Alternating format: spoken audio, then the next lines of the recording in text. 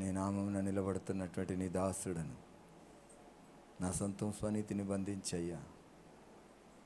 మీ సిలువ చాటున మరుగుపరచు నాయన. మీ ఆత్మాభిషేకము నాకు దయచేయ తండ్రి. మీ మాట మమ్మల్ని బ్రతికింపజేస్తుంది. మీ మాట మమ్మల్ని జీవింపజేస్తుంది అయ్యా. కేవలము ఆదివారము నాడు మందిరానికి వచ్చి మా అటెండెన్స్ వేసిపోవటం కాదు నాయన. మేము ఆశపరులమై, ఆసక్తిపరులమై, మేము నేర్చుకోవలసినవి నేర్చుకునేటకు, నేర్పించవలసినవి నేర్పించుటకు మేము బాధ్యత కలిగి ఉన్నామని గురితెరిగి బ్రతుకుట మాకు నేర్పించండి. మేము మందిరానికి వచ్చినప్పుడు భయభక్తులు కలిగి ఉండుట మాకు నేర్పించండి అయ్యా. మేము చెవి కలిగిన వారు వినుగాక అన్న పదాన్ని మేమరు వేసుకుంటూ అయ్యా మేము జ్ఞాపకము చేసుకుంటూ అయ్యా మేము వణుకుచు మీ పాద సన్నిధిలో అంగలారుస్తూ మీతో నాయనా మీ సన్నిధిలో మీరు ఇవ్వబో ఆ భాగ్యమును పొందుకునుటకు, ఆ ధన్యతను పొందుకునుటకు మాకు జ్ఞానమును, బలమును, శక్తిని మాకు ప్రసాదించమని, నా నోటిని మీ బూరగా మార్చమని నజరేయుడైన యేసయ్యా మీ నామమున అడిగి వేడుకుంటున్నాను ప్రభువా. ఆమేన్.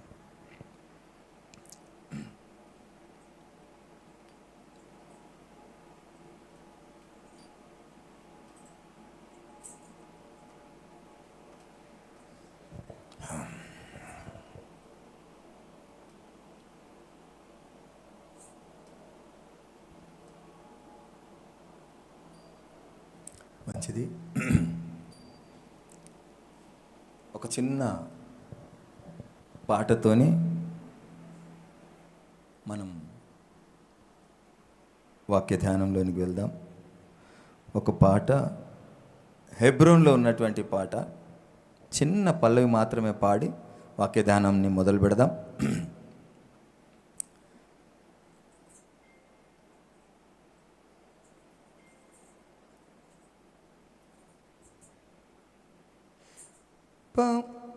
హారమయే నీ అతిక్రమము తుడువబడెన్, నీ పాపము పరిహారమయే నీ అతిక్రమము తుడువబడెన్.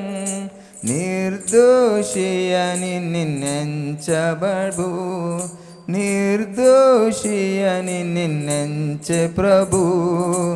ఆత్మలో కపటం లేదనెను, ఆత్మలో కపటం లేదనెను.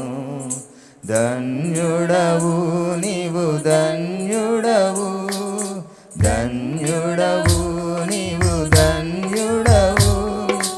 ఓ ఇశ్రాయేలు బహు ధన్యుడవు, ఓ ఇశ్రాయేలు బహు ధన్యుడవు.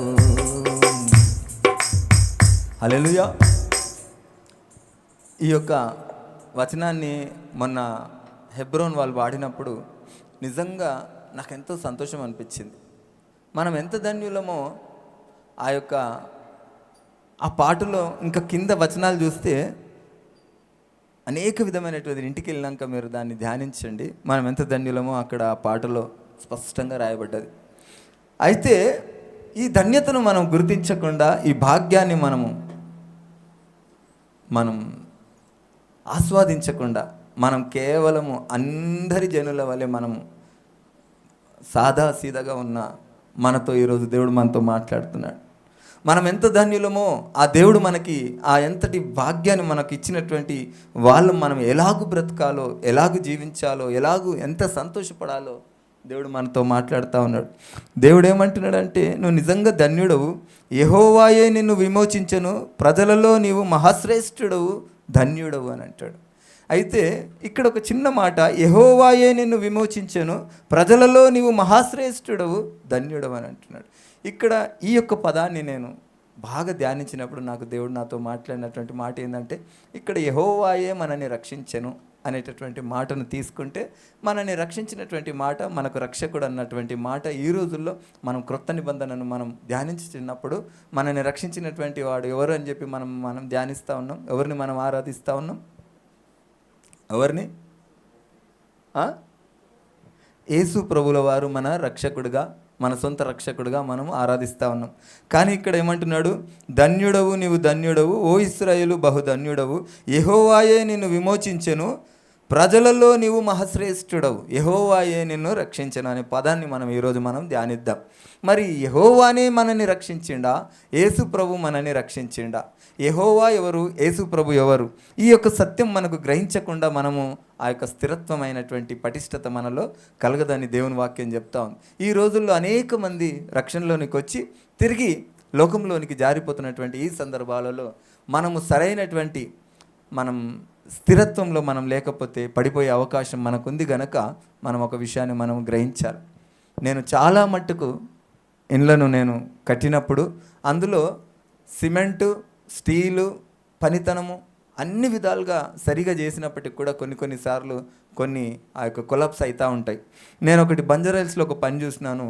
ఆ యొక్క స్లాబ్ వేసి మొత్తం సీకులు చాలా పకడబందీగా చేసారు. కానీ ఆ ఇంజనీర్ వైఫల్యం వల్ల ఆ స్లాబ్ అంతా కూలిపోయింది. ఆ యొక్క పనిలో దాదాపుగా ఒక 3-4 చనిపోయినారు. కనుక ఇక్కడ ఏంటంటే పని సరిగా అందరూ చేస్తూ ఉంటారు, దానికి కావాల్సినటువంటి పనిముట్లను పెడతా ఉంటారు. కానీ ఆ యొక్క కొంచెమంతా ఆ మిస్టేక్ ఏమవుతుంది? ఆ యొక్క చేసినటువంటి పని అంతా కూడా నిర్వీర్యం అయిపోతూ ఉంటుంది.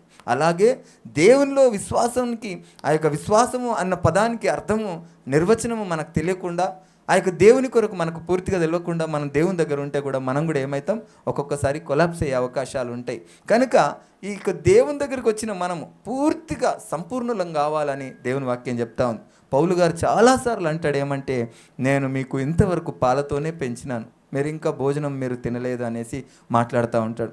కనుక ఈరోజు మనందరం కూడా ఎవరు మాట్లాడినా కానీ వారికి జవాబు చెప్పేటటువంటి జవాబుదారిగా మీరు ఉండాలి. అందుకే దేవుడు అంటారు, పౌలు గారు అంటారు, హేతుబడువు వారికి మీరు ఏం చేయాలట? ఓపికతో సమాధానం చెప్పమని దేవుని వాక్యం చెబుతూ ఉంది. మొన్న మేరీ వాళ్ళు ఎక్కడికో ప్రయాణం అయ్యేసి వస్తుంటే ఒక 3 స్త్రీలు కలిసి వాళ్ళని ఏదో అడుగుతూ ఉంటే వీళ్ళు చెప్పలేక ఇంటికి రండి అన్నారట. ఇంటికి రండి అన్నారా, లేకుంటే మా ఆయన దగ్గరికి వస్తే ఆయన చెప్తాడనే ఉద్దేశంతో అన్నారట. కాకపోతే ప్రతి ఒక్కరు కూడా వారికి సమాధానం చెప్పేటటువంటి ఆస్థిరత్వం మీలో ఉండాలనేటటువంటి ఆశ నాకు ఆ యొక్క దేవుని వాక్యం మనకు చెప్తా ఉంది. ప్రతి ఒక్కరు కూడా, ఏ ఒక్కరు కూడా మా పాస్టర్ దగ్గరికి రండి, లేకుంటే మా ఆయన దగ్గరికి రండి, లేకుంటే ఇంకా చదువుకున్న వాళ్ళ దగ్గరికి రండి, ఇంకా కాదు. ప్రతి ఒక్కరు కూడా ఈ సత్యాన్ని బోధించేటటువంటి శక్తి కలిగి ఉండాలని దేవుని వాక్యం చెప్తా ఉంది. కనుక దేవుని వాక్యాన్ని ప్రతిదినం మనం ధ్యానించి ఆయన అడిగితే తప్పక దేవుడు మనకు ఆ యొక్క సత్యాన్ని తెలియజేస్తాడు, ఆ స్థిరత్వంలో మనల్ని నిలబెడతాడు. అయితే ఇక్కడ మన ప్రధానమైనటువంటి అంశం ఏంటంటే, ధన్యుడవు నీవు ధన్యుడవు, యెహోవాయే నిన్ను రక్షించిన అనేటటువంటి పదాన్ని, యేసయ్య మనల్ని రక్షించిండా, యెహోవా మనల్ని రక్షించిండా? యేసయ్య కదా మన కొరకు ప్రాణం పెట్టిండు, యేసయ్య కదా మన కొరకు సిలువ మోసిండు, యేసయ్య కదా మన కొరకు రక్తము గార్చిండు అనేటటువంటి ఆ అంశాన్ని మనం ఒకసారి ధ్యానిద్దాం. మరి ఈ యొక్క పాటకున్నటువంటి, ఈ మాటకున్నటువంటి వ్యత్యాసాన్ని ఈరోజు మనం ధ్యానిద్దాం. యెషయా 35:7 మైక్ తీసుకొని చదవండి తల్లులు ఎవరైనా.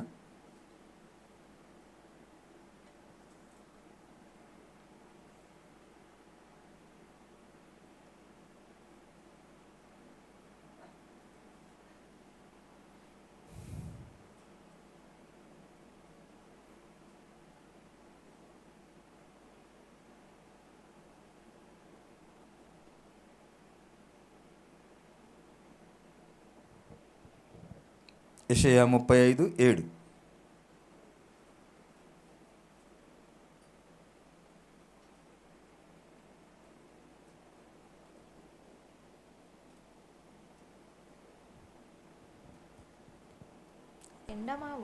ఎండమావులు మడుగులగును, ఎండిన భూమిలో నీటి బుగ్గలు పుట్టును, నక్కలు పండుకొనిన వాటి ఉనికి పట్టులో జమ్మును తుంగగడ్డియు మేతయు పుట్టును. చిన్న ప్రార్థన. స్తోత్రం ప్రభువా, పరిశుద్ధుడా, నీకు వందనాలు. వాక్యమైన నా దేవుడు, వాక్యం చేత నాతో మాట్లాడు. నా నోటిని మీ బూరగా మలిచి నాయనా మీ సాక్షిగా నన్ను నిలబెట్టండి అయ్యా. ఎంతోమంది ఆత్మీయ ఆహారం కొరకు నాయన అయ్యా ఆశగా ఉన్నారు, కానీ ఆహారం లేక అలమటించిపోతున్నటువంటి వారికి నాయనా మీ మాటలు, మీ ఆత్మీయ ఆహారంను సమకూర్చమని నజరేయుడైన యేసయ్యా మీ నామమున అడిగి వేడుకుంటున్నాం ప్రభువా, ఆమేన్. ఇక్కడ మీరు ఎప్పుడైనా ఎండమావులను చూసిరా? ఎండమావులు అంటే ఏంటో మీకు అవగాహన ఉందా? ఏంటి చెప్పండి. ఏంటమ్మా? ఉరుకుతాయి. ఏడుకు ఉరుకుతాయి. ఉడుకుతాయి అంటున్నారా? చెప్పాలి త్వరగా. అరే తెలిస్తే తెలుసానండి, లేదంటే లేదనండి. చెప్తా. ఎండమావులు అంటే ఏంటి మీకు ప్రతిదీ తెలిసి ఉండాలి. దేవుని వాక్యం ఏమంటుందంటే ఇశ్రాయేలీలు బహు జ్ఞానవంతులు, ఇశ్రాయేలీలు బహు బలవంతులు. ఎక్కడికి వరకు మనం ప్రయాణం వెళ్తున్నామంటే పరలోక ప్రయాణం. ఎందుకు? అదే జ్ఞానం, అదే బలం. కనుక ఎండమావులు అంటే ఏంటి తెలిసినట్టు త్వరగా చెప్పండి ఎవరైనా. ఏంటి ఎండమావులు అంటే? ఎస్. ఎట్లా కనిపించినట్టు ఉంటాయి? ఏంటిది అది? ఇంకెవరైనా పూర్తిగా సగమే చెప్పిండాడు. ఇంకేమైనా చెప్తారా? ఎండమావ అంటే ఏంటిది అమ్మ పవిత్ర? ఎండమావలు అంటే ఏంటంటే మీరు ఎప్పుడైనా ఎడార్లకు పోతే మీకు అర్థమవుతుంది, లేదంటే ఎండలు ఉన్నప్పుడు హైవే మీద నిలబడితే మీకు అర్థమవుతుంది. ఆ ఎండకి ఇట్లా నిలబడి దూరం నుంచి చూస్తే అక్కడ పెద్ద చెరువు ఉన్నట్టు కనబడుతుంది, పెద్ద చెరువు ఉన్నట్టు కనబడుతుంది. ఎండమావులలో ఎడార్లలో ఎక్కడన్నా వండి ఎండమావులు అంటే దూరం నుంచి చూస్తే అబ్బా అక్కడ నీళ్ళు ఉన్నాయరా, ఇంకా మనం అక్కడికి పోయి సేద తీర్చుకోవచ్చు అన్నట్టు అనిపిస్తుంది. దగ్గరికి పోయేసరికి ఏముంటుంది? ఏమీ ఉండదు. ఎడారి అది. ఆ ఎడారిలో ఆ యొక్క ఎండమావులు నీళ్ళలాగా కనబడతాయి, కానీ అక్కడ నీళ్లు ఉండయి. అసలు ఎడారిలో నీళ్లు పుట్టడం అసాధ్యం అన్నమాట. రోడ్డుపై నిలబడి ఇట్లా చూస్తుంటే ఆ రోడ్డు దగ్గర ఇట్లా చెకలు ఇట్లా వస్తూ ఉంటాయి. దూరం నుండి చూస్తే అక్కడ పెద్దగా నీళ్ళ మడుగు ఉన్నట్టు కనబడుతుంది, కానీ దగ్గరికి పోతే నీళ్లు ఉండయి. ఇదే ఎండమావులు. అయితే దేవుడు ఏమంటున్నాడు? ఎండమావులు మడుగులకు అంటుండే. నిజంగా నీళ్ళలా కనబడుతున్నటువంటి ఆ ఎండమావులు ఆ యొక్క దేవుడు నిజంగా ఏం చేస్తాడట? నీటి మడుగులుగా చేస్తాడట. నీటి మడుగులకును ఎండిన భూమిలో నీటి బుగ్గలు పుట్టును. ఒక్కొక్క చోట్ల నేను అనేక విధమైనటువంటి ప్రాంతాలు చూస్తున్నా. ఎన్ని బోర్లు, మా ఫ్రెండ్ ఉన్నాడు, వాళ్ళకి ఎన్నో ఎకరాలు ఉంది, ఎన్నో బోర్లు వేసిండు, కానీ ఒక్క చోట కూడా పైసలన్నీ వేస్ట్ అయినాయి, కానీ ఒక్క చోట కూడా నీళ్లు పడలేదు. అది అవి ఏం భూములు అంటారు? ఎండిన భూములు, బీడు భూములు, బంజర భూములు. ఇంకక్కడ నీళ్ళది సదుపాయం ఉండదు, వాగులు ఉండవు, కింద భూమిలో నీళ్ళు ఉండవు. అటువంటి భూములకు కూడా ఏం చేస్తాడట దేవుడు? నీటి బుగ్గలను పుట్టిస్తాడట. మరి ఈ నీటి బుగ్గలు అంటే ఏంటి? ఎండమావులను మడుగులుగా చేసేటటువంటి ఆ యొక్క మాట ఏంటి? అసాధ్యమైనటువంటి ఆ ఎండమావులలో మడుగులుగా చేసేటటువంటి ఆ మాట ఏమిటి? ఎండిన భూములలో నీటి బుగ్గలను పుట్టించేటటువంటి ఆ మాట ఏంటి? అనేక విధమైనటువంటి ఈ క్వశ్చన్ మనలో రావాలి. ఈ యొక్క పాత నిబంధన అనేటువంటి ఈ గ్రంథంలో కొన్ని రాజుల కథలే కానీ, లేకుంటే కొన్ని ఆ యొక్క ప్రవక్తల కథలుగానే ఉన్నాయా? ఆ యొక్క మాటలు దేని కొరకు సంబోధింపబడతా ఉన్నాయి అనేటువంటి విషయాన్ని మనం గ్రహించాలి. ఈ రోజుల్లో మనం ఆ సత్యం తెలియకుండా, ఆ యొక్క విషయాన్ని మనం చెప్పకుండా అన్ని జనులకు సువార్త ప్రకటింపబడలేకపోతా ఉంది. యేసు ప్రభుల వారు మనిషిలాగానే, యేసు ప్రభుల వారు మనిషిగానే చిత్రీకరిస్తూ ఉన్నారు.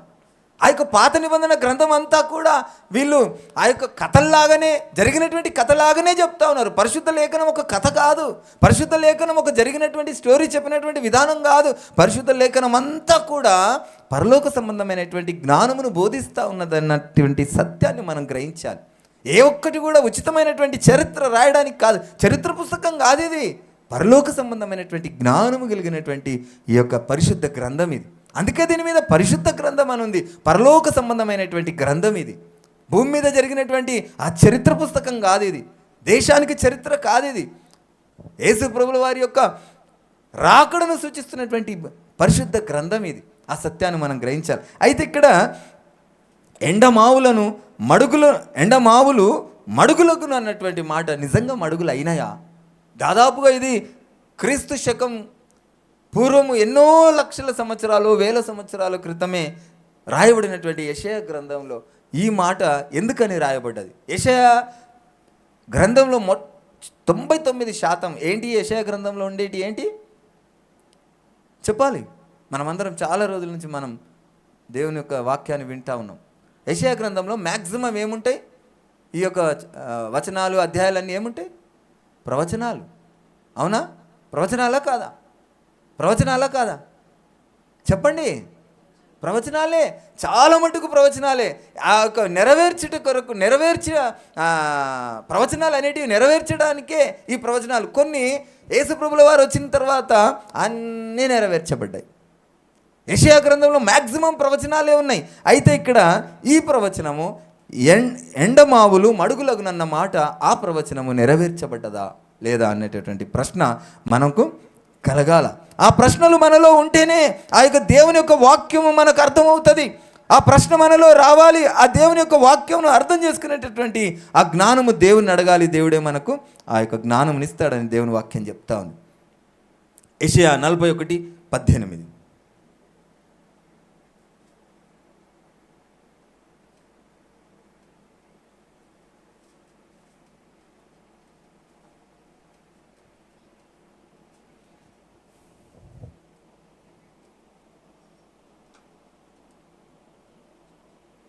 జనులు చూచి యెహోవా హస్తము ఈ కార్యము చేసిననియు, ఇశ్రాయేలు పరిశుద్ధ దేవుడు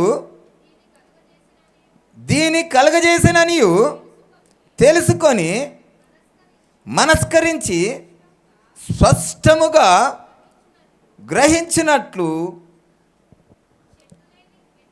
చెట్లు లేని మెట్టల మీద నేను నదులను పారదేసెదను, లోయల మధ్యలను ఊటలను ఉబుకజేసేదను, అరణ్యమును నీటి మడుగులుగాను, ఎండిన నేలను నీటి బుగ్గలుగాను చేసేదను. హల్లెలూయా.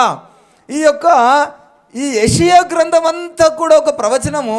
ఈ ప్రవచనం అంతా కూడా దేని కొరకు రాయబడుతున్నదో ఆ యొక్క విషయాన్ని ఈరోజు మనం ధ్యానించాలి. ఈ ఎండిన భూములు ఏంటి? ఈ యొక్క ఎండమావులు ఏంటి? ఈ ఎండిన భూముల్లో నీవు నేను ఒకప్పుడు రక్షణ లేనటువంటి వారం, ఒకప్పుడు రక్షణ కొదువైనటువంటి వారం, దేవుని దగ్గర పాపము చేసి ఆయన ముఖం చూడలేనటువంటి దౌర్భాగ్య స్థితిలో ఉన్నటువంటి వారం. అసలుకు అసంభవము. ఎండమావుల నీటి బుగ్గలుగా అవడము అసాధ్యము. ఆయన ముఖం చూసేటటువంటి ఆ భాగ్యం మనకు లేదు, అసాధ్యము. ఆయన సన్నిధికి వచ్చేటటువంటి ఆ ధన్యత మనకు లేదు, అసాధ్యము. అసాధ్యమైనటువంటి వారిని దేవుడు ఏం చేస్తూ ఉన్నాడంటే నీటి బుగ్గలుగా మార్చిండు, ఆ యొక్క నీటి మడుగులుగా మార్చిండు. ఎలాగూ మార్చిండు? ఇక్కడ మనం చూసినాము. ధన్యుడవు, నీవు ధన్యుడవు, ఓ ఇశ్రాయేలు నీవు ధన్యుడవు, యెహోవాయే నిన్ను రక్షించననేటటువంటి ఆ మాట, మరి యేసుప్రభుల వారు రక్షించినటువంటి ఆయన రక్షకుడిగా విన్నటువంటి ఆ మాటను ఒకసారి ధ్యానించాలి.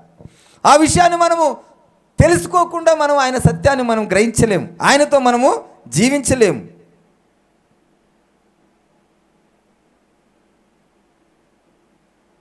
యెషయా 12:3 చూడండి.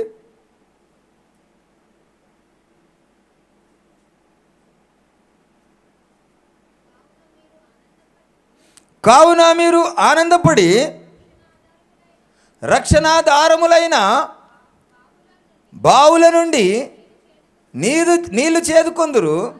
ఆ దినమున మీరు ఇలాగందురు, యెహోవాను స్తుతించుడి, ఆయన నామమును ప్రకటించుడి. హల్లెలూయా. ఇక్కడ యెషయా ప్రవచనంలో చెప్తా ఉన్నాడు, కావున మీరు ఆనందపడి రక్షణాధారములైన బావుల నుండి నీళ్లు చేదుకొనుదురు, ఆయన మీకు ఇలాగందురు, ఆ దినమున మీరు ఇలాగందురు, యెహోవాను స్తుతించుడి, ఆయన నామమును ప్రకటించుడి. హల్లెలూయా. ఈరోజు యెహోవా అన్న నామం ఏంటో మీ అందరికీ నేను ఆల్రెడీగా ఇంతకుముందుకే చెప్పినాను. యెహోవా అంటే అర్థం ఏంటి? ఉన్నవాడు.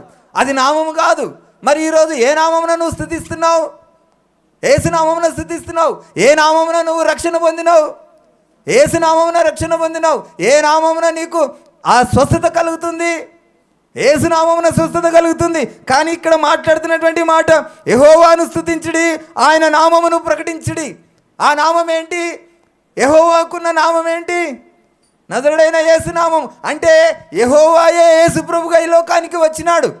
యెహోవాయే ఈ లోకానికి యేసు ప్రభుగా శరీరం దాల్చుకొని ఈ లోకానికి వచ్చినాడన్న సత్యం మనం గ్రహించకపోతే మనకు రక్షణ లేదు, మనకు స్వస్థత లేదు, మనము దయ్యముల నుండి విడిపింపబడలేము, ఆ దయ్యములను వెళ్ళగొట్టలేమని దేవుని వాక్యం చెప్తా ఉంది. కనుక ఈ యొక్క పాట విన్నప్పుడు వారు అనేక విధమైనటువంటి మంచి మంచి పాటలు పాడుతూ ఉన్నారు, కానీ అది కేవలం పాటలకు మాత్రమే ఉన్నారు, ఆ సత్యమును గ్రహించలేక ఉన్నారు. మనం ఈరోజు శోధనలను జయించలేకుండా నిలబడుతున్నటువంటి కారణం ఏంటంటే ఆ సత్యమును గ్రహించకపోవడమే. అనేక మంది సంఘ కాపరులుగా ఉండి శోధనలో తిరిగి పడిపోతున్నటువంటి వారికి ఆ కారణం ఏంటంటే అన్నీ ఉన్నాయి. ఆ బిల్డింగ్కి సిమెంట్ ఉంది, ఆ బిల్డింగ్కి పని చేసినారు, ఆ బిల్డింగ్కి సీకులు ఉన్నాయి, అనేక విధమైనవి ఉన్నాయి, కానీ సరైన టెక్నాలజీ లేక ఆ యొక్క పిల్లర్కి స్పాన్ పెద్దగా అయిందేమో, లేకుంటే ఆ యొక్క పని లోపం ఏదైనా లోపించిందేమో. ఈరోజు నీ రక్షణలో ఏ లోపం ఉంది, నీ రక్షణలో ఏ స్పాన్ ఉందో ఒక్కసారి గ్రహించండి. ఆ యేసు ప్రభుల వారు ఆ యొక్క సత్యాన్ని తెలుసుకోకుంటే రక్షణ లేదని దేవుని యొక్క వాక్యం చెప్తా ఉంది. అనేక విధమైనటువంటి ఆధారాలు మనకు తెలియజేస్తూ ఉన్నప్పుడు కూడా మనము ఆ యొక్క వాక్యాన్ని మనం ధ్యానించకుండా కేవలం మన పితరులు చెప్పినటువంటి మాటలు, లేకుంటే వాక్యం ఉన్నది ఉన్నట్టుగానే చదువుకొని మనం దాని కొరకు ఆసక్తి లేకుండా ధ్యానించకుండా వాటిని లక్ష్య పెట్టకుండా ఉంటే మనము ఆత్మీయతలో స్థిరంగా ఉండలేం. ఆ బిల్డింగ్ కూలిపోయినట్టే మన ఆత్మీయ జీవితం కూడా కూలిపోతుందని దేవుని వాక్యం చెప్తా ఉంది. ఇక్కడ ఏమంటున్నాడు? ఆనందపడి రక్షణాధారములైన బావుల నుండి నీళ్లు చేదుకొనుదురు. ఈ యొక్క రక్షణాధారమైన బావులు ఏంటంటే సత్యమును గ్రహించినటువంటి వారు బావితో సమానము. ఆ బావులు సత్యమును సువార్త ప్రకటించినప్పుడు మీరు ఏం చేయాలి? ఆ సత్య సువార్త ఎక్కడుందో మీరు వెతకాలి, ఆ సత్య సువార్తను మీరు వెతికి వెళ్ళాలి. మనం ఇక్కడ చాలా మటుకు చూస్తూ ఉన్నాం, సమాజంలో మనం అందరం కూడా జీవన శైలిలో జీవించడానికి కష్టపడుతూ పని చేసుకుంటూ బ్రతుకుతూ ఉన్నాం. ఆ యొక్క జీవన శైలిలో మనకి ఎక్కడైనా కొంత చౌకగా దొరికిందని ఎవరైనా చెప్తే మనం అందరం ఏం చేస్తాం? ఎక్కడ చౌక దొరికిందో అక్కడికి వెళ్తాం. అక్కడికి వెళ్ళిన తర్వాత కనబడకపోతే తిరిగి వాళ్ళకి ఫోన్ చేస్తాం, ఎక్కడ మీరు ఇదేదో ఎక్కడో చెప్పారు కదా అడ్రస్, ఇక్కడ ఎక్కడ అని చెప్పి అడిగి మరీ మనం అక్కడికి వెళ్ళి ఆ యొక్క వాటిని సంపాదించుకుంటూ ఉంటాం. ఈరోజు రక్షణ కొరకు దేవుని యొక్క వాక్యము తెలుసుకోకుండా, సత్యమును గ్రహించకుండా మనము ఆ యొక్క దేవుని యొక్క స్థిరత్వంలో మనం ఉండలేమని దేవుని వాక్యం చెప్తా ఉంది. కనుక ఇక్కడ ఏమంటున్నాడు? రక్షణాధారమైన బావుల నుండి నీళ్లు చేదుకొందురు. రక్షణాధారమైనటువంటి బావి మీకు, ఆ సత్యం మీకు తెలుసుకున్నప్పుడే, మీరు ఆ సత్యాన్ని గ్రహించినప్పుడే మీరు స్థిరత్వం కలిగి ఉంటారు. ఈరోజు అనేక విధమైనటువంటి బోధలు ఉన్నాయి, అనేక విధమైనటువంటి ఆ యొక్క సువార్తలు ఉన్నాయి. దేవుని వాక్యం ఏమని చెప్తుందంటే, మీరు ఏ విధంగా ఏ కారణం చేతనైనా సువార్తను ప్రకటించనివ్వండి, వారిని ఆటంకపరచకండి. తీర్పు దినం వచ్చినప్పుడు ఎవరి యొక్క ప్రతిఫలం వారికి ఇచ్చేస్తానంటుండే దేవుడు. అప్పటి వరకు నువ్వు స్థిరంగా నిలబడాలంటే ఫస్ట్ ఆఫ్ ఆల్ నీలో ఏముండాలి? ఆశ ఉండాలి, ఆసక్తి ఉండాలి. రక్షణాధారమైనటువంటి బావిలో నీవు నీళ్లు చేదుకోవాలన్నటువంటి ఆసక్తి నీలో ఉండాలి, ఆ సత్యము నీలో ఉండాలి. ఆ సత్యం లేకుండా, ఆ సర్వసత్యాన్ని గ్రహించకుండా, ఆ అన్వేషించకుండా, ఆసక్తి లేకుండా నువ్వు ఆ యొక్క స్థిరత్వాన్ని నువ్వు పొందుకోలేవు. అనేక విధమైనటువంటి శోధనలు ఈ రోజుల్లో అపవాదిగాడు నీకు శోధన పెడతా ఉన్నాడు. ఆ శోధనను జయించాలంటే మామూలుగా ఆ సత్యము గ్రహించని వారు నిలబడటము మహా కష్టం. కనుక ఆ దేవుడే ఎవరు? యెహోవాయే యేసు ప్రభుగా ఈ లోకానికి వచ్చాడన్న సత్యమును నువ్వు గ్రహించాలి. ఒకవేళ నేను చెప్పిన ఈ మాటతోని అవును యెహోవానే యేసు ప్రభుగా వచ్చాడని వెళ్ళిపోవడం కాదు. ఆ యొక్క పైకి వెళ్ళిన తర్వాత మీకు ఇద్దరు అక్కడ కనబడతా ఉంటారు. ఒకరు ప్రధానమైనటువంటి న్యాయస్థానంలో కూర్చున్నటువంటి దేవుడు, ఇంకొక ఆయన ఎవరు?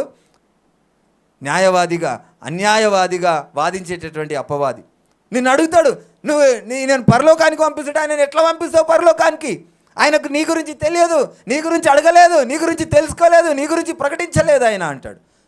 అప్పుడు నువ్వు చెప్పాలి, నీకు బోర్డు మీద లెక్కేసి ఆన్సర్ను దొంగగా కాపీ కొట్టేసి ఆన్సర్ రాస్తే కాదు, అక్కడ లెక్క ఎట్లా వస్తుందో చెప్పాలి. యెహోవా యేసు ప్రభుగా ఎలాగయ్యిండో నీకు తెలిసి ఉండాలి. యెహోవా యేసు ప్రభుగా నీకు ఎక్కడెక్కడ ఆధారాలు నీ మనసులో ఉన్నాయో నువ్వు చూపియాలి. అప్పుడే ఆ యొక్క ప్రధానమైనటువంటి అధికారి, ఆ యొక్క న్యాయవాది నోరు మూసుకొని కూర్చుంటా ఉంటాడు. ఈ రోజుల్లో మీరు కోర్టులకు వెళితే మీకు ఒక అవగాహన వస్తుంది.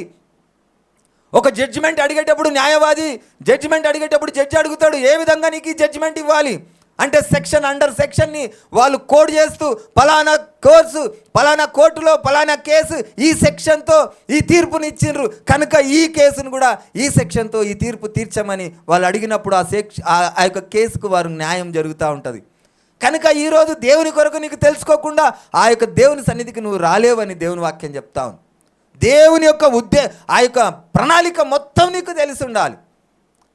ఆయన ఎలాగూ మనిషిగా ఈ లోకానికి రావాల్సి వచ్చిందో, ఎలాగూ వచ్చిండో అనేటటువంటి పూర్తి ఆ యొక్క సమాచారం నీకు తెలిసి ఉండాలని దేవుని వాక్యం చెప్తా ఉంది. ఈ రోజుల్లో రక్షణాధారమైనటువంటి బావులు చాలా తక్కువ ఉన్నాయి. అక్కడొకటి ఉన్నాయి. ఆ రక్షణాధారమైనటువంటి బావులను నువ్వు గుర్తించాలి. నేను చాలా చిన్నగా ఉన్నా, అప్పుడు నల్లలు చాలా తక్కువ. అప్పుడప్పుడే నల్లలు వచ్చేటివి. హైదరాబాద్లో బజారు నల్లలు ఉండేటివి. చాలా పాత వాళ్ళకైతే తెలుస్తాయి. బజారు నల్లలు ఉండేటివి. బజారు నల్లలో నీళ్లు పోయి తెచ్చుకోవాలంటే బహు కష్టమైనటువంటి పని. ఎంతటి కష్టం అంటే ఇంత అన్నమైనా సంపాదించవచ్చు కానీ నీళ్లు సంపాదించడం కష్టం. ఈ నుండి అక్కడి వరకు లైన్ ఉంటుండే. ఆ ముంగటి ఉన్న వాళ్ళు బాగా బస్తీలో బలమున్న వాళ్ళు మాత్రమే ఉంటుండే. బలమున్న వాళ్ళు మాత్రమే ఉంటుండే. ఆ నీళ్లు తీసుకొని వచ్చేటప్పుడు ఎవరైనా అయ్యా మాకు నీళ్లు లేవంటే జాలి దయ లేకుండా కన్న బూతులు తిట్టేవాళ్ళు. మా బస్తీలో అయితే అలా జరిగేది. నీళ్లకు నెత్తులు వలిగేటి నీళ్లు దొరకక. అయితే అక్కడికి పోలేని వాళ్ళు బావి నీళ్ళే తాగేవాళ్ళు. మాకు బావి ఉండే, అప్పుడు బావి నీళ్ళే తాగేవాళ్ళు. ఆ బావిలలో కూడా కొన్ని బావిలలో చేదు నీళ్ళు ఉంటుండే, అంటే కొంచెం అంత ఉప్పు నీరుగా ఉంటుండే. కొన్ని బావిల నీళ్ళు తీయగా ఉండేటి. ఆ తీయగున్న బావిల దగ్గరికి పోయి మళ్ళీ నీళ్ళు తెచ్చుకునేవారు. వాళ్ళ బావిలో నీళ్ళు తీయగుంటాయని చెప్పేసి పోయి తెచ్చుకుని ఆ నీళ్ళు తాగేవారు. అంటే వాళ్ళు గుర్తించేవారు. ఈ ఉప్పు నీరు బావిలు వాటిని గుర్తించారు. మంచినీరు తీయనీరు ఎక్కడున్నాయో ఆ బావి దగ్గరికి వెళ్ళేవారు. ఈ రోజుల్లో సంఘాలను కూడా మీరు గుర్తించాలి. ఏ విధంగా గుర్తించాలి? ఆ యొక్క జీవనాధారమైనటువంటి సువార్త, ఆ సత్య సువార్త ఎక్కడుందో నువ్వు గ్రహించకుండా కేవలం నీకు ముఖస్థుతి, కేవలం నీకు ఇంపార్టెన్స్, కేవలం నీకు గొప్పగా ఆ యొక్క స్థానం ఇస్తే ఆ సంఘంలో స్థిరపరిచిపోవడం కాదు. నువ్వు ఆ సత్యాన్ని, ఆ యొక్క ఆత్మీయ ఆహారము, ఆ బలము నీకు దొరుకుతుందా, ఆ బలం ఉందా ఆ సంఘంలో, ఆ ఆత్మీయ ఆహారం ఉందా ఆ సంఘంలో అనేటటువంటి విషయాన్ని మనము గుర్తించకుండా ఆ బలాన్ని మనం పొందలేమని దేవుని వాక్యం చెప్తా ఉంది. ప్రతిదినము ఆ దేవుని వాక్య సత్యాన్ని మనం గ్రహించకుండా ఆ యొక్క స్థిరత్వంలో మనం నిలబడలేం. ఈ రోజుల్లో అనేక మంది సంఘ కాపరులు ఈ లోకంలో తొట్టిల్లిపోతూ ఉన్నారు. ఎందుకనగా దేవుని యొక్క సత్యం దేవుని దగ్గరికి వస్తూ ఉన్నారు. ఏసే దేవుడు అని తెలుసు, యేసు ప్రభు, కానీ ఆయన కుమారుడు అంటా ఉన్నారు. ఆయనకు పైన ఒక అధికారం. అసలు దేవుడు అంటే అది ఆ యొక్క అర్థం ఏంటంటే, దేవుడు అనే పదానికి అర్థం ఏంటంటే సర్వాధికారం కలిగిన వాడు. ఎవరైనా నీకు 100 మంది కొడుతుండ్రనుకో, 100 మంది కొడుతుంటే ఒక వ్యక్తి వచ్చి ఏయ్ ఎందుకు కొడుతున్నారా మీరు అని చెప్పి ఆ 100 మందిని పక్కకు జరిపి నన్ను నిలబెట్టిననుకో, ఈ వ్యక్తి ఏమంటాడు? ఆయనను దేవునిలాగా వచ్చావయ్యా అంటాడు. ఎందుకంటే ఆ 100 మందికి ఈయన ఎదురు చెప్పేటటువంటి అధికారం ఈయన దగ్గర ఉన్నది. అధికారం కలిగిన వాడినే దేవుడు అంటారు. దేవుడు అంటే వేరే నిర్వచనం కాదు. దేవుడు అంటే పంపబడిన వాడు కాదు. దేవుడు అంటే కుమారుడు కాదు. దేవుడు అంటే సర్వాధికారమైనటువంటి వాడినే దేవుడు అంటారు. అధికారం లేని వారిని కాదు. ఆ సత్యం మనం తెలుసుకొని ఉండాలి.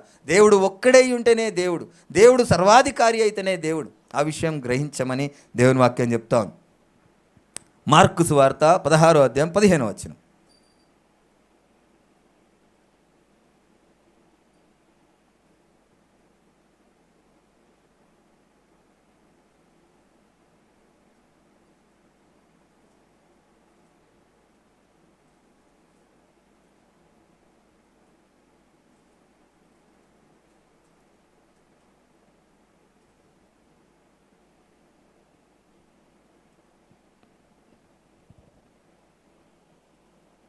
చదవడమ్మా. 16, 15. మరియు మీరు సర్వలోకమునకు వెళ్ళి సర్వ సృష్టికి సువార్తను ప్రకటించుడి. నమ్మి బాప్తిసము పొందినవాడు రక్షింపబడును, నమ్మని వానికి శిక్ష విధింపబడును. హల్లెలూయా, హల్లెలూయా. మీరు సర్వలోకానికి వెళ్ళి సర్వ సృష్టికి సువార్తను ప్రకటించండి, నమ్మి బాప్తిసం పొందండి.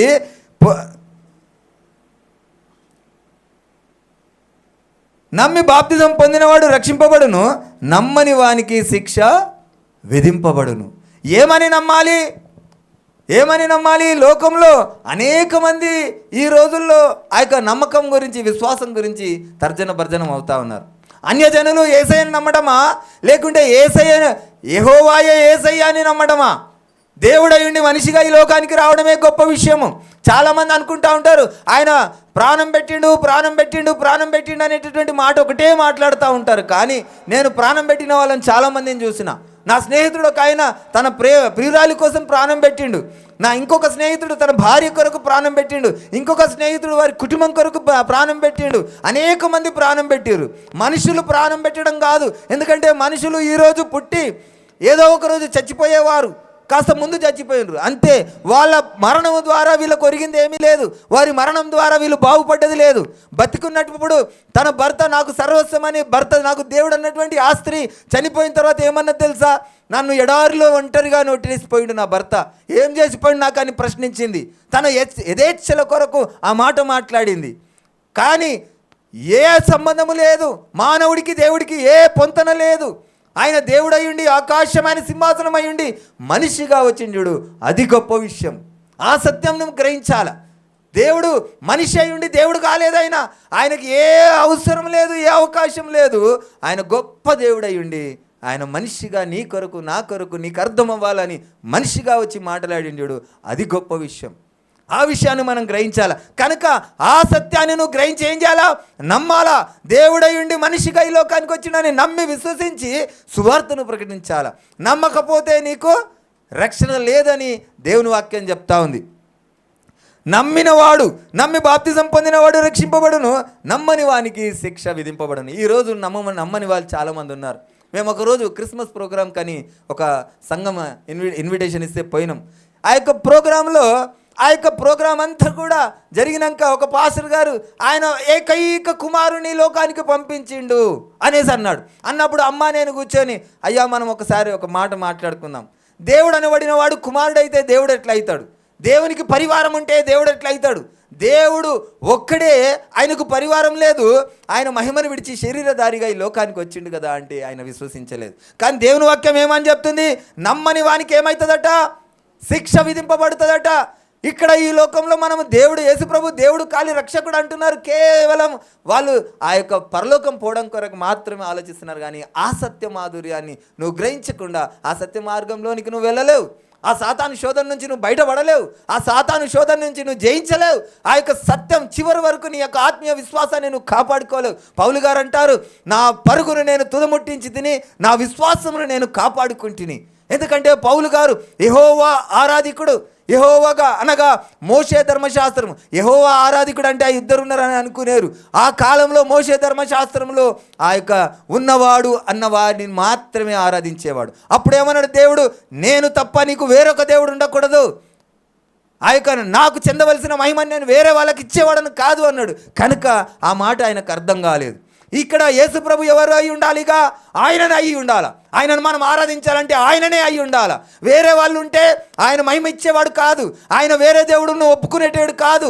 ఆయనకు వేరే దేవుడు లేడు, ఒక్కడే దేవుడు. కనుక ఈయన అర్థం చేసుకున్నాడు పౌలు గారు. ఏమనంటే ఆయనకు తప్ప వేరే దేవుడు ఉండకూడదంటే ఇక్కడ ఉన్నవాడు ఎవడై ఉండాలా? ఎవరై ఉండాలా?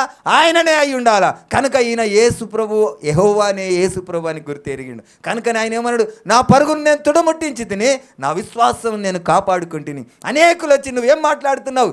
మనం ఎలాంటి హాస్పిటల్లో ఉన్నాము, మనకు ఎలాంటి ఇది ఉంది. కానీ ఈయన ఒకరు కొడితే చనిపోయినరు, ఒకరు హింసిస్తే ఆయన హింసపడ్డాడు అని అంటే నీ కొరకు నా కొరకు ఆయన హింసపడ్డాడు. ఆయన హింసపడకుండా మనకు రక్షణ లేదని ఆయన గ్రహించిండు. కనుక ఆయన ఏమన్నాడు? నా విశ్వాసాన్ని నేను కాపాడుకున్నానన్నాడు. ఈరోజు అనేక విధమైనటువంటి అబద్ధపు మాటల చేత, తర్జన భర్జన మాటల చేత మిమ్మల్ని మోసగిచ్చేటటువంటి వారు బయలుదేరినారు. ఆ విషయాలను మీకు స్పష్టంగా సత్యం తెలియకుండా మీరు స్థిరంగా నిలబడలేరని ఆ యొక్క దేవుని వాక్యం చెప్తా ఉంది. కనుక మనం ఏం చేయాలట? నమ్మి బాప్తిజం పొందవాలి. బాప్తిజం అనగా ఏంటంటే ఒక తీర్మానము. బాప్తిజం అంటే ఏంటంటే ఒక ప్రమాణము. ఏమనంటే దేవుడయ్యుండి మనిషిగా ఈ లోకానికి వచ్చిండని నమ్మి యేసు నామమున నీవు రక్షణ, ఆ యొక్క బాప్టిజం తీసుకుంటున్న తీర్మానమే ఆ యొక్క బాప్తిజం, ఆ యొక్క ప్రమాణం. ఆ ప్రమాణాన్ని మీరు ఆ యొక్క తెలియకుండా ఆ యొక్క కేవలం ఆయన రక్షకుడు, ఆయనకు పైన అధికారి ఉందంటే ఆ యొక్కది బాప్తిజం చెల్లదు. దీని గురించి అపొస్తలుల కార్యంలో 9వ అధ్యాయంలో మనం ఇంతకుముందుకు మనం మాట్లాడినాం.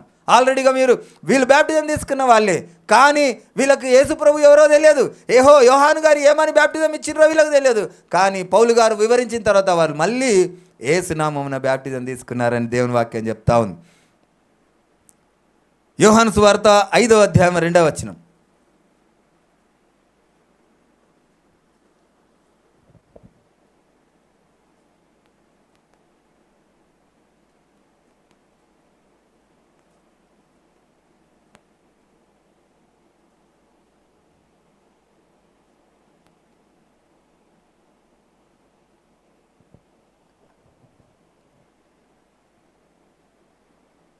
ఐదవ అధ్యాయం 2వ వచనం చదవండి. యెరూషలేములో గొర్రెల ద్వారము దగ్గర హెబ్రీ భాషలో బెతస్దా అనబడిన యొక్క కోనేరు కలదు. దానికి 5 మండపములు కలవు. ఆయా సమయములకు దేవదూత కోనేటిలో దిగి నీళ్లు కదిలించుట కలదు. నీరు కదిలింపబడిన పిమ్మట మొదట ఎవడు దిగునో వాడి ఎట్టి వ్యాధి గలవాడైనను బాగుపడును. గనుక ఆ మండపములలో రోగులు, గ్రుడ్డివారు, కృంటివారు, ఊచకాలు చేతులు గలవారు గుంపులుగా పడి ఉండిరి. అక్కడ 38 ఏండ్ల నుండి వ్యాధి గల యొక్క మనుష్యుడుండెను. యేసు వాడు పడి ఉండుట చూచి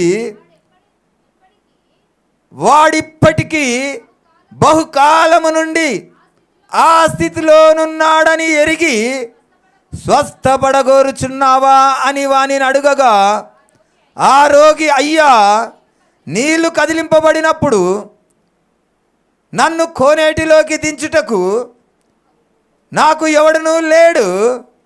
కనుక నేను వచ్చినంతలో మరి ఒకడు నాకంటే ముందుగా దిగునని ఆయనకు ఉత్తరం ఇచ్చెను. హల్లెలూయా, హల్లెలూయా. 38 సంవత్సరాల నుంచి ఆయనను రక్షిస్తాడన్న మెస్సయ్య కొరకు ఎదురు చూస్తున్నటువంటి ఆ వ్యక్తి 38 సంవత్సరాల నుంచి ఎంతోమంది అభాగ్యులు, అయోగ్యులు, ఆ యొక్క బలులు అర్పించలేని వారు, ఆ యొక్క దేవునికి కానుకలు ఇవ్వలేని వారు, ఆ యొక్క బలిపీఠం దగ్గరికి వెళ్ళలేని వారు, ఆ యొక్క దేవుని కొరకు ఎదురు చూస్తున్నటువంటి వారు అనేకులు అక్కడ ఉన్నారు. ఆ యొక్క వారి యొక్క దేవుడు ఏమంటున్నాడు? యేసు వాడు పడి ఉండుట చూచి వాడు ఇప్పటికీ బహుకాలము నుండి ఆ స్థితిలో ఉన్నాడని ఎరిగి స్వస్థపరచగొడుచున్నావా? స్వస్థపడగోరుచున్నావా? నువ్వు రక్షణ పొందగోరుచున్నావా? నువ్వు దేవుని యొక్క ఆ యొక్క దర్శనాన్ని చూడగోరుచున్నావా? ఈ రోజుల్లో అనేక మంది దేవుని కొరకు ఎదురు చూస్తూ ఉన్నారు, కానీ ఆ దేవుడు వచ్చి నేనే మార్గము, నేనే సత్యము, నేనే జీవం అంటే నమ్మటలేరు. ఆయన కొరకు పడిగాపులు కాస్తూ ఉన్నారు. ఇక్కడ ఏంటంటే ఆ రోగి, అయ్యా, నీళ్లు కదిలింపబడినప్పుడు నన్ను కోనేటిలోకి దించువారు నాకు ఎవడునూ లేడు. నాకు ఆ బలులు అర్పించి నీ సన్నిధికి రావడానికి నా దగ్గర బలులు లేవు, నా దగ్గర ధనము లేదు, నేను బలులు అర్పించలేనయ్యా. దేవుడు ఏమన్నాడు? నువ్వు స్వస్థపరచగోరుచున్నావా? స్వస్థపడగోరుచున్నావా? ఎస్, నేను స్వస్థపడగోరుచున్నానయ్యా, నేను రక్షణ పొందగోరుచున్నానయ్యా, నీ యొక్క దయ నాకు కావాలయ్యా, నీ కృప నాకు కావాలయ్యా అని అన్నప్పుడు ఆయన ఏమన్నాడు? నువ్వు లేచి నీ యొక్క అంతవరకు అక్కడ ఏముండే? బలులుండే. అంతవరకు ఏముండే? అక్కడ నీళ్ళలో దిగితే స్వస్థపరచబడుతుండే. ఈ యేసయ్య రాకడ ద్వారా ఆ బలులు లేవు. ఈ యొక్క యేసయ్య రాకడ ద్వారా ఆ నీళ్ళలో దిగవలసిన అవసరం లేదు.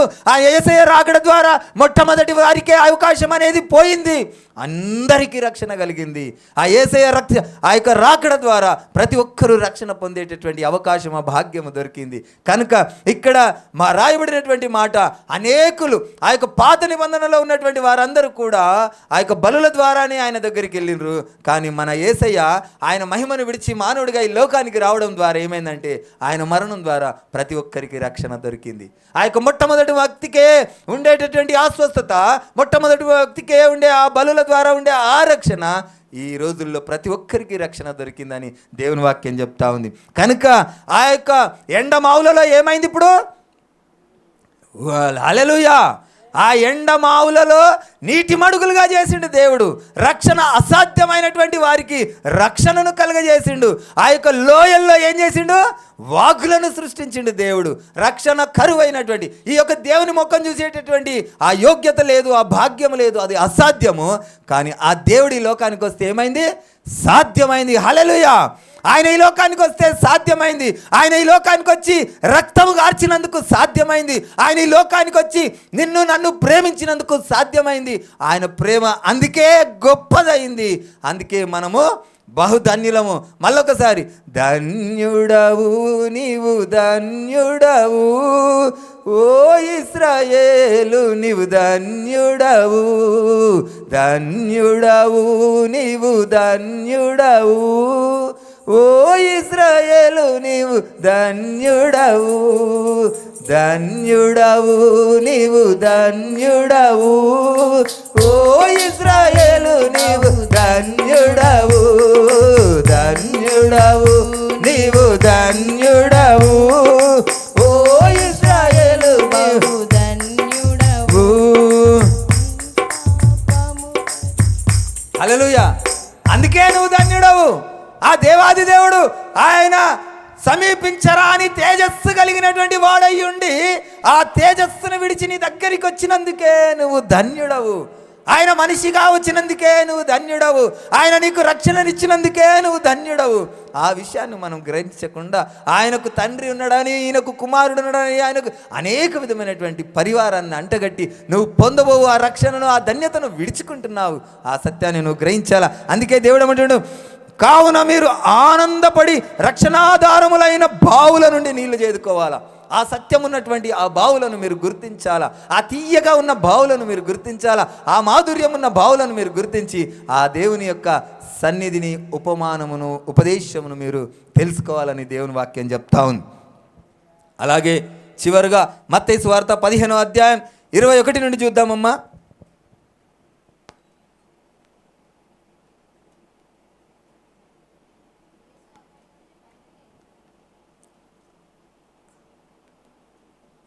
ఒక్క సెకండ్ అమ్మా.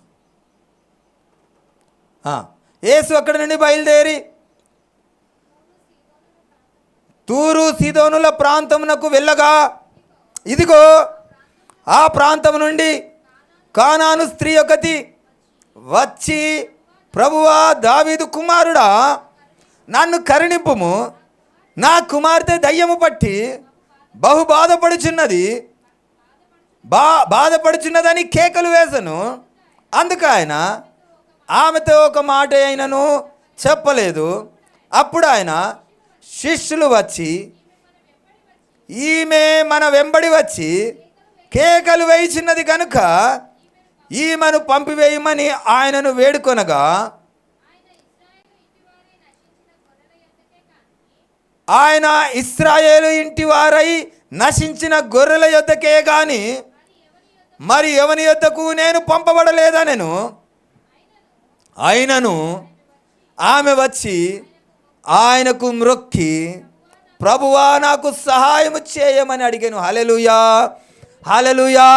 ఇక్కడ దయ్యముల చేత పీడింపబడుతున్నటువంటి ఒక కుమార్తె గురించి ఆమె ప్రాధేయపడతా ఉన్నది. ఈ దయ్యములు దేవుని యొక్క వాక్యం ఏమని చెప్తా ఉందంటే, ఈ యొక్క పాత నిబంధనలేనే కానీ క్రొత్త నిబంధనలేనే కానీ ఒక మనిషిని హతము చేసేటటువంటి మాట మాట్లాడిండ్రంటే అది అపవాది యొక్క దుష్ట శక్తుల కొరకే, కనిపించని అదృశ్యమైన శక్తుల కొరకే హతము చేయబడినటువంటి మాట రాయబడి ఉన్నది.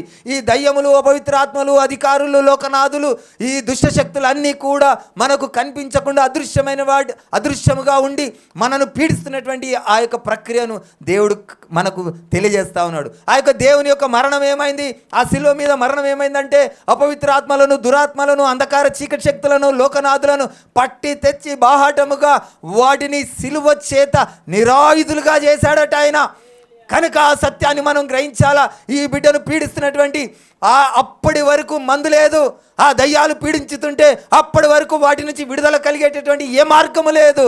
కానీ నజరేయుడైన యేసు వచ్చినప్పుడు ఆమె వచ్చి అడుగుతుంది, అయ్యా, నా బిడ్డ దయ్యముల చేత పీడింపబడుతుంది, వాటి నుండి నా బిడ్డను విడిపించు. అంటే ఇక్కడ దేవుడు ఏమంటున్నాడు?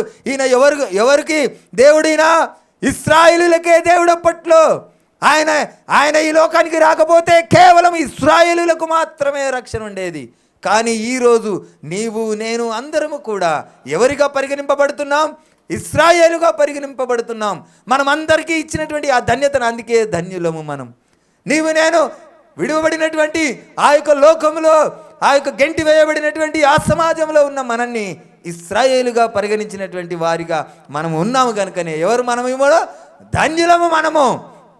అయితే ఇక్కడ దేవుడు అంటున్నాడు, నేను ఇశ్రాయేలు ఇంటి వారై నశించిన గొర్రెల యొద్దకే కానీ నేను ఎవని యొద్దకును నేను పంపబడలేదు. ఆయనను ఆమె వచ్చి ఆయనకు మ్రొక్కిందట. ఇది ఎక్కడ జరుగుతుంది? ఈ విషయము ఇజ్రాయెల్లో జరుగుతుంది. ఏ ఒక్క ఇశ్రాయేలీయులు కూడా ఒక మనిషిని ఆరాధించరు, ఒక మనిషికి మ్రొక్కరు. అది దేవుడై ఉంటేనే తప్ప. ఆమె గుర్తించింది. ఇక్కడ ఏమని గుర్తించింది? యేసు ప్రభుల వారు దేవుడని గుర్తించింది. కనుకనే ఆమె ఏం చేసింది? ఆమె ఆయనకు మ్రొక్కి, ప్రభువా నాకు సహాయం చేయమని అడిగాను. అందుకు ఆయన ఒక మాట అంటున్నాడు, జాగ్రత్తగా చదవండి ఆ మాట. అందుకు ఆయన పిల్లల రొట్టె తీసుకొని కుక్క పిల్లలకు వేయుట యుక్తము కాదని చెప్పగా ఆమె నిజమే ప్రభువా, కుక్క పిల్లలు కూడా తమ యజమానుల బల్ల మీద నుండి పడు ముక్కలు తినును కదా అని చెప్పాను. అందుకు యేసు, అమ్మా నీ విశ్వాసము గొప్పది, నీవు కోరినట్టే నీకు అవునుగాక అని ఆమెతో చెప్పాను. ఆ గడియలోనే ఆమె కుమార్తె స్వస్థత నందెను. హల్లెలూయా, హల్లెలూయా. ఇక్కడ పిల్లలకు పెట్టవలసిన రొట్టెను తీసి కుక్క పిల్లలకు పెట్టడము యుక్తము కాదు. యుక్తం అనగా ఏమిటి? యుక్తం అంటే ఏంటి? సరైనది కాదు. యుక్తం అంటే సరైనది కాదు. అయితే మనకు రక్షణ లేనటువంటి వారం మనము. అది ఎవరికి మాత్రమే రక్షణ ఉండే? కేవలం ఇశ్రాయేలీయులకు మాత్రమే రక్షణ ఉండే. ఆ ఇశ్రాయేలీయుల దేవుడికి మాత్రమే అధికారం ఉండే అనేకులకు ఇవ్వడానికి. ఆ యొక్క నియమ నిబంధనలను, ఆ యొక్క ఆ యొక్క మరణ శాసనాన్ని రాసిన వాడే మరణిస్తే తప్ప ఆ శాసనం ఏం కాదు, రద్దు చేయబడదు. కనుక ఆ ఇశ్రాయేలీయుల దేవుడే, ఆ మరణ శాసనము రాసినటువంటి దేవుడే తిరిగి మనిషిగా వచ్చి ఆయన చచ్చిపోతేనే ఆ శాసనము రద్దయిపోతుంది. కనుక ఆ శాసనాన్ని, ఆ పాత నిబంధనను, ఆ 10 ఆజ్ఞలను రద్దు చేయడం కొరకు ఆయన ఏం చేసిండు? ఆయననే మనిషిగా వచ్చి ప్రాణం పెట్టి ఆ శాసనాన్ని రూపుమాపిండు. హల్లెలూయా, హల్లెలూయా. కనుక ఇక్కడ ఏమైపోయింది? ఇప్పుడు వారి పిల్లలు కూడా, మనము కూడా కుక్కలతో సమానమున్న మనం ఏమైనా, మనం కూడా పిల్లలుగా మార్చబడ్డము. హల్లెలూయా. రక్షణ లేని మనము ఆయన పిల్లలుగా మార్చబడ్డము. అందుకే నువ్వేమైనావు? ధన్యుడవు. మరొకసారి, ధన్యుడవు నీవు, ధన్యుడవు ఓ ఇశ్రాయేలు నీవు, ధన్యుడవు, ధన్యుడవు నీవు, ధన్యుడవు ఓ ఇశ్రాయేలు నీవు, ధన్యుడవు. చాలు, నిజంగా మనం ధన్యులమే. ఈ ధన్యతను మీరు ఎప్పటికీ కూడా మీ మనసులో, మీ మనసులో, మీ యొక్క ఉద్దేశంలో ఈ యొక్క ధన్యతను మీరు ఎప్పటికీ కూడా గుర్తించుకుంటేనే తప్ప మీ యొక్క ఆ యొక్క ఆత్మీయ స్థితి బలపరచబడదు. మీకు ఇచ్చినటువంటి ఈ ధన్యత ఎంత గొప్పదంటే, ఈ లోకంలో ఎవరికి లేనటువంటి ఆ ధన్యత మీకు ఇచ్చిండు దేవుడు. ఎవరికి లేనటువంటి ఆదరణ నీకు ఇచ్చిండు. ఎవరికి ఇవ్వనటువంటి ప్రేమ నీకు ఇచ్చిండు. ఎవరికి లేనటువంటి ఆ భాగ్యము ఆ సృష్టికర్త నీ కొరకు, నా కొరకు ప్రాణం పెడితే మనం ఈరోజు మనం ఏమని చెప్పి ఆ యొక్క ధన్యతను పోగొట్టుకుంటున్నామంటే, ఆయన కుమారుడని, ఏకైక కుమారుడని కాదు. ఆ సత్యము ఆ యొక్క దేవుని యొక్క వాక్యం చెప్తా ఉంది. వాక్యమును ఉన్నది ఉన్నట్టుగా మీరు అర్థం చేసుకుంటే క్రీస్తును నేర్చుకున్నవారు కారు అని దేవుని వాక్యం చెప్తా ఉంది. ఆ యొక్క సత్యాన్ని మనం ఎలాగ అర్థం చేసుకోవాలంటే, ఆ యొక్క వాక్యోపదేశమును అర్థం చేసుకునేటటువంటి జ్ఞానము దేవుని అడిగితేనే తప్ప మనకు అర్థం కాదు. ఆయన మహిమను విడిచి మానవుడిగా ఈ లోకానికి వచ్చి మన ఆత్మను శరీరంగా మార్చినటువంటి అపవాదికి ఆయన శరీరం అంతా కూడా జల్లెడలాగా చేసుకొని ఆ శరీరాన్ని విడిచిపెట్టి మహిమ దేహంతో వెళ్ళి మనల్ని కూడా మహిమకు పాత్రలుగా చేసినటువంటి ఆ దేవాది దేవునికి మనం కృతజ్ఞులై బ్రతకాలంటే నీ శరీరేచ్ఛలను చంపాలి, నీ శరీర భోగములను చంపాలి. నీ శరీరేచ్ఛలను యేసయ్య కదా జల్లెడ చేసినట్టు నీవు ఆ శరీరాన్ని నిద్రకు చంపు, సుఖానికి చంపు, ఏచ్ఛలకు చంపు, సుఖభోగాలకు చంపు, ఆశలకు చంపు. ఆ యొక్క ఆత్మను బ్రతికింపజేయి. ఆ నిత్య రాజ్యంలో ఆయన వారసుడిగా నీవు ఉండాలంటే నువ్వు ఏం చేయాలి? ఈ శరీర భోగాలను చంపాలి. ఈ ధన్యతనిచ్చినటువంటి ఆ ధన్యతను నువ్వు గుర్తించుకోవాలి. అందుకే నువ్వు ధన్యుడవు. ఆ సత్యమును మనం గుర్తెరిగి ఈ సర్వసత్యంలో ఇంకా అనేక విధమైనటువంటి ఆధారాలు, మర్మాలు దేవుని వాక్యం పొందుపరచబడి ఉన్నది. ఆ మర్మాలను, ఆ సత్యాలను మనం గ్రహించేటటువంటి ఆశ కలిగి ఆయనను అడిగితే తప్పక తెలియజేసే దేవుడు కనుక మనమందరము తలలు వంచుకుందాం. మనం ధన్యతను, మనకిచ్చినటువంటి ఈ ధన్యతను మనం మరి ఒక్కసారి మరువక ఆయన రాకడ వచ్చే వరకు, మనకు మరణము సంభవించే వరకు మనకిచ్చినటువంటి ఈ ధన్యతను మనము ఎప్పటికీ కూడా జ్ఞాపకం ఉంచుకుందాం. అందుకే మేము ధన్యులమైనామయ్యా. నువ్వు దేవుడవై ఉండి మనిషిగా మా కొరకు వచ్చావయ్యా. అయ్యా, మనుషులలో ప్రాణం పెట్టిన వారు అనేకులు ఉన్నారయ్యా. ఈ దేశం కొరకు ప్రాణం పెట్టిన వారు ఉన్నారయ్యా. అయ్యా, భగత్ సింగ్ లాంటి వారు ఉన్నారయ్యా. అల్లూరి సీతారామరాజు లాంటి వారు ఉన్నారయ్యా. అనేక మంది దేశం కొరకు త్యాగం చేసి ప్రాణం పెట్టిన వారు ఉన్నారయ్యా. కానీ వాళ్ళు మనుషులయ్యా. నీవు దేవుడవునైనా, సర్వాధికారివి కలిగిన దేవుడవయ్యా. నువ్వు సర్వ సృష్టిని సృష్టించిన దేవుడవు నాయనా. అంతటి గొప్ప దేవుడవై ఉండి ఈ లోకానికి దిగివచ్చిన వైరమును మేము జ్ఞాపకం చేసుకుంటున్నామయ్యా. ఆ సత్యమును మేము జ్ఞాపకం చేసుకుంటున్నామయ్యా. ఆ భోగమును మేము జ్ఞాపకం చేసుకుంటున్నామయ్యా. మీరు ఈ లోకానికి దిగి వచ్చినటువంటి ఆ తరుణము ఎంత గొప్పదయ్యా. మీరు ఈ భూమి మీద శరీరముతో అడుగుపెట్టినటువంటి ఆ క్షణం ఎంత గొప్పదయ్యా. అందుకే మేము ధన్యులమయ్యా. అందుకే మేము ధన్యులమయ్యా. అందుకే మేము భాగ్యవంతులమయ్యా. అందుకే మేము మహధన్యులమయ్యా. అయ్యా, మేము కృతజ్ఞులమయ్యా. మేము కృతజ్ఞత కలిగి మేము బ్రతుకుటకు మాకు జ్ఞానమును, శక్తినివ్వు తండ్రి. యేసయ్యా, నీకు వందనాలయ్యా. అయ్యా, నువ్వు దేవుడవైండి మనిషిగా వచ్చావయ్యా. అయ్యా, నీకు ఏ అవసరం లేకుండా అయ్యా, మీరు మనుషుల చేత అవమానింపబడ్డారయ్యా. మనుషుల చేత బాధింపబడ్డారయ్యా. మా కొరకు మీరు ఓర్చుకున్నారయ్యా. మా కొరకు మీరు సహించారయ్యా. మా కొరకు మీరు భరించారయ్యా. మేము నిన్ను పోలిన వారిగా మేము ఉండాలయ్యా. మిమ్మల్ని పోలి మేము నడవాలయ్యా. మిమ్మల్ని హత్తుకొని మేము జీవించాలయ్యా. తండ్రి, అటు శక్తిని మాకు ఇయ్యయ్యా. అటు భాగ్యమును మాకు ఇయ్యనాయనా. అయ్యా, నీకు వందనాలు తండ్రి. ప్రభువా, నీకు స్తోత్రమయ్యా.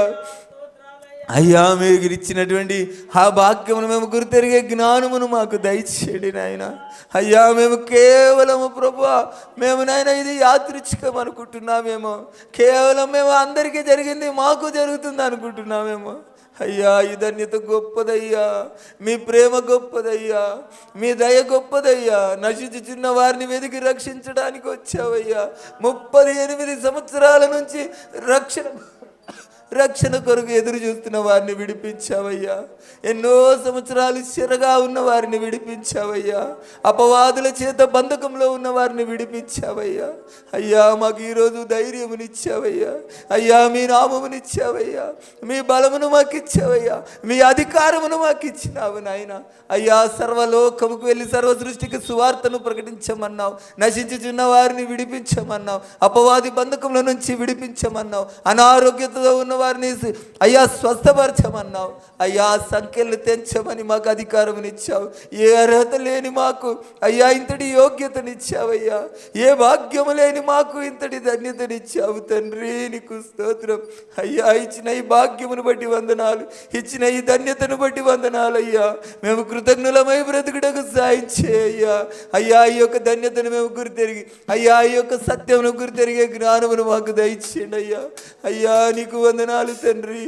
అయ్యా, మేము ఎల్లవేళలా ఈ యొక్క సాక్ష్యము, ఈ సత్యం ఇతరులకు తెలియజేయుటకు మా హృదయాన్ని మీ వాక్కు చేత నింపు నాయన.